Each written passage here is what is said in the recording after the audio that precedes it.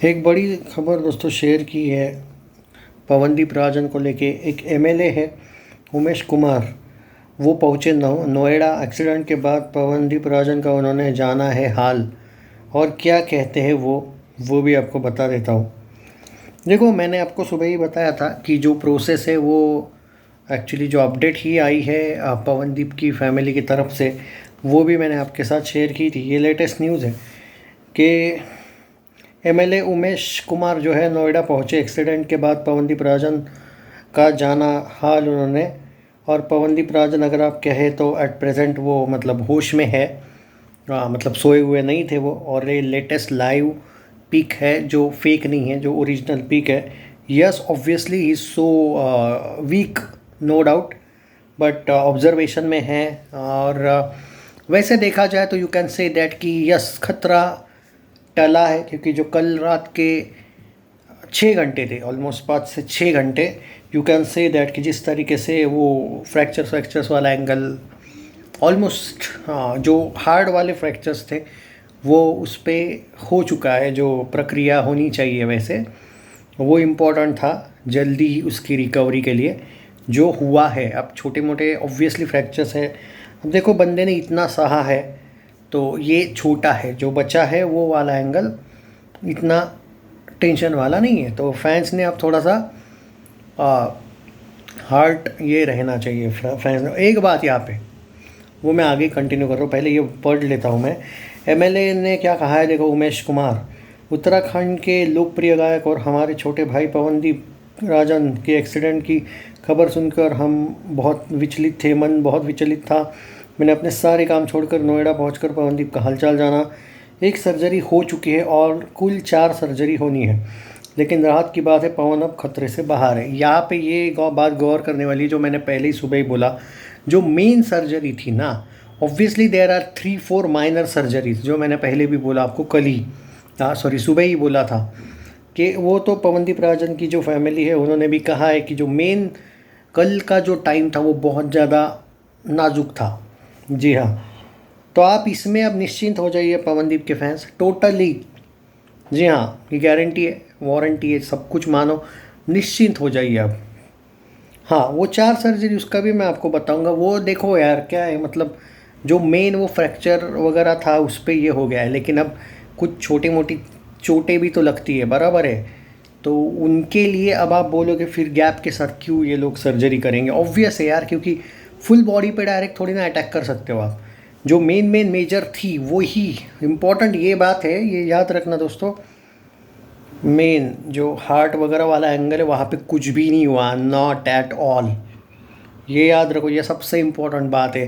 Kidney या फिर liver Weaver कुछ नहीं है प्रॉब्लम, ओके। वो बहुत लक रहता है कि जैसे वो मैंने ऋषभ पंत का भी हाल क्यों बताया था, एग्जाम्पल क्यों दिया, उसके लिए ही दिया था, क्योंकि वो भी वैसे ही बचा था बॉस। हालांकि वो अलग एंगल था, वो खुद गाड़ी चला रहा था, वो बात अलग थी। एनीवे, मैं क्लिक कंटिन्यू करता हूँ। 4 सर्जरी होनी है, लेकिन राहत की बात है वो खतरे से बाहर है। मैंने डॉक्टर और नर्सिंग स्टाफ से मुलाकात करके आगे इलाज की जानकारी ली और जल्दी ही ठीक होने की कामना की। पवन हमारा हीरो है, बाबा बद्री केदार से प्रार्थना है कि वो जल्द स्वस्थ हो। साथ में मौजूद अन्य युवकों में से एक ठीक है, जबकि दूसरा AIMMS में भर्ती है। जी हाँ, बाकियों की भी उन्होंने अपडेट दी है।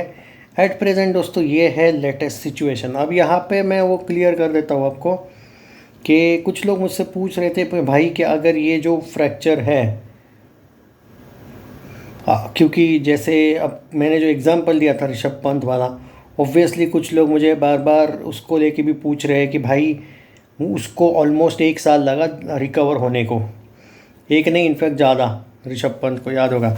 अब देखो, आप सिंपल सिनारियो बता देता हूँ। He is a cricketer, okay. Cricket बहुत अलग बात है, सिंगिंग अलग बात है, पहली बात। दूसरी बात, क्रिकेट में जो फिटनेस होता है वो अलग लेवल का होता है, दौड़ना ज़्यादा पड़ता है। आप अगर इस यहाँ पे देखें, रिकवरी की बात देखो भाई, 1 साल उसको लगा, 1.5 साल ऑलमोस्ट लगा, क्योंकि वो विकेट कीपर भी है, उसको बैठना भी पड़ता है, फील्डिंग विकेट कीपिंग करते हुए दौड़ना एंड ऑल, ये बहुत अलग चीज़ है। और उसका एक्सीडेंट से इस एक्सीडेंट से थोड़ा डिफरेंट है, वो बहुत डेंजर वाला था। इट्स लाइक बहुत ही घटिया तरीके से उसने कार ड्राइव की थी। उसने खुद अपने इंटरव्यू में भी ये चीज़ बोली थी। मे बी पता नहीं वो क्या था ऋषभ का, बट लोग तो बोलते हैं भाई बहुत से। हालांकि वो बात आगे नहीं आई थी, बट जो मैं जानता हूँ भाई, मुझे तो फ़िलहाल जितना मैं क्रिकेट को लेके क्योंकि मैं डिस्ट्रिक्ट लेवल पे खेला हूँ तो मुझे पता है, मैं क्रिकेट को बहुत अच्छी तरीके से फॉलो करता हूँ। तो आई नो दैट कि क्या था क्या नहीं, बट वो थोड़ा अलग वाला एक्सीडेंट था। ये यहाँ पे ये हुआ कि ये गाड़ी नहीं चला रहा था। हाँ, इसका एक बैड लक डेफिनेटली यहाँ पे है, शायद ये जिस साइड बैठा था ये बैड लक था इसका। अगर ये दूसरी साइड शायद बैठा हुआ होता तो उतना इसको नहीं होता। बट हाँ, ये कोई छोटा मोटा एक्सीडेंट नहीं था। ये आप देखो, समझो बात को, हाथ और पैर को चोट लगी है और वह अच्छी खासी लगी है। इट्स जस्ट दैट कि भोलेनाथ का आशीर्वाद है और वो बंदा बच गया। हम इसी में ऑब्वियसली खुश होना चाहिए हमने।